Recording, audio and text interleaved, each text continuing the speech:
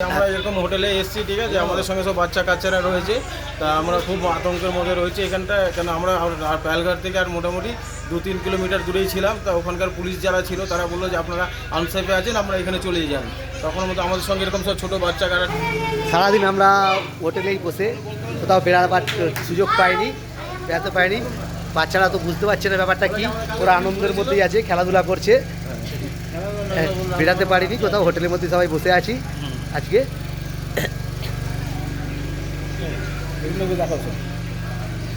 আমাদের রান্না বান্না হচ্ছিল এখানে,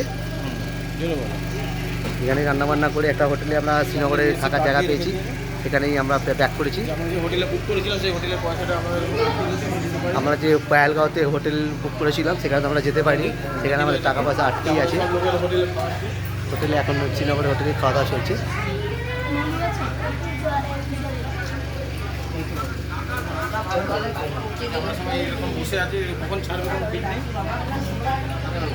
জানি না আমরা এখান থেকে কখন বেড়াতে পারবো, বেরিয়ে অন্য জায়গায় যাওয়ার চেষ্টা করবো।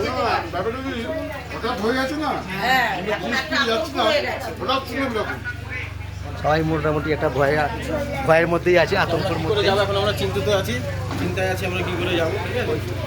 এইসব আমাদের সব বাচ্চা কাচ্চার লোকেরা বসে আছে জায়গা।